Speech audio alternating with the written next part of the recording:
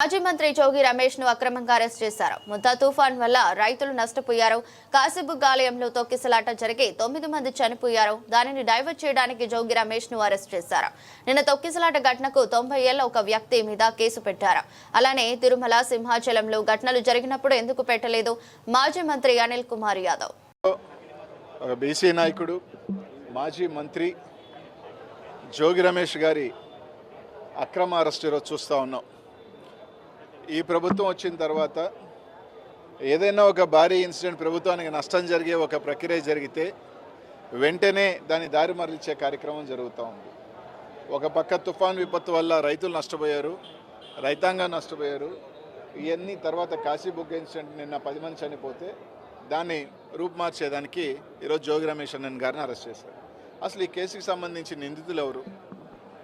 మీ పార్టీకి సంబంధించిన పోటీ చేసిన వ్యక్తులు. కనీసం వాళ్ళని అరెస్ట్ చేశారు ఈరోజు దాకా? లేదు. వాళ్ళని ఎవరిని ఈరోజు దాకా అరెస్ట్ చేయాల. ఒక తప్పుడు కన్ఫెషన్, ప్రతిదానికి ఏంటంటే ఒక తప్పుడు కన్ఫెషన్ రాయించడం, దాని మీద అరెస్ట్ చేయటం, ఇదే ప్రక్రియ జరుగుతూ ఉంది.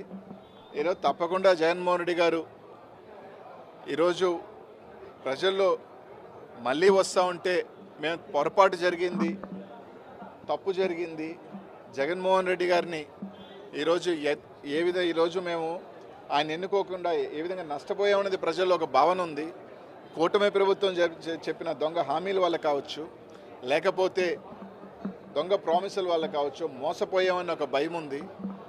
ఈరోజు ఎన్ని కప్పిపుచ్చేదానికి, ఈరోజు ఎన్ని చేసేదానికి ఒక అరెస్టులు తీసుకురావటం. ఈరోజు ఆయన జోగి రమేష్ గారు చెప్తా ఉన్నారు, మీరు సిబిఐ అయ్యండి, నా ప్రమేయం ఉంటే అరెస్ట్ చేయండి అని చెప్తున్నాడు. నిజంగా మీకు చిత్తశుద్ధి ఉంటే తప్పకుండా సిబిఐకి ఇవ్వండి. ఈ దొంగ లిక్కర్ మీద కోట్ల రూపాయలు ఏ విధంగా దోపిడీ జరిగిందో మీరు సిబిఐకి ఇవ్వండి. సిబిఐకి ఇచ్చి ఖచ్చితంగా నిజ నిజాలు వస్తాయి. అలా కాకుండా ఈరోజు కాశీబుగ్గలో జరిగిన ఇన్సిడెంట్, 90 సంవత్సరాల ఒక వ్యక్తిని తీసుకొచ్చి ఆయన మీద కేసు కట్టడం జరిగింది. ఇదే విధంగా ఎందుకు తిరుమలలో దేవస్థానంలో తొక్కిసలాట జరిగినప్పుడు ఆ ధర్మకర్త మీద లేకపోతే చైర్మన్ మీద ఎందుకు పెట్టలేదు? సింహాచలంలో జరిగినప్పుడు మాత్రం అక్కడ ఎందుకు పెట్టలేదు? అంటే మీకు పెద్దోళ్ళకి ఒక న్యాయం, సామాన్యుడికి ఒక న్యాయం. ఏ విధంగా దారులు మళ్ళీ ఇచ్చే పనులు, ఏ విధంగా కక్ష సాధింపులు జరుగుతున్నాయి రాష్ట్ర ప్రజలు అందరూ కూడా గుర్తిస్తూ ఉన్నారు. ఖచ్చితంగా మీరు ఎంత ఈ విధంగా పోతే తప్పకుండా వైఎస్ఆర్సీపీ శ్రేణిలో కార్యకర్తలు, ప్రజలు అందరూ కూడా ఒకటే సమయం వస్తుంది. తప్పకుండా టైం అయితే ఉంది 3.5 సంవత్సరం, కానీ ఖచ్చితంగా రానున్న రోజుల్లో ఆ తగిన మూల్యం చెల్లించుకుంటారు. ఎవరు కూడా దీనికి అతీతులేం కాదు. తప్పకుండా మీరు చేసిన పనులన్నీ కూడా తప్పకుండా బంతి గోడకు కొట్టినట్టే వెనక్కి వస్తాయి తప్ప ఏమీ కావని చెప్పి తెలియజేస్తాం.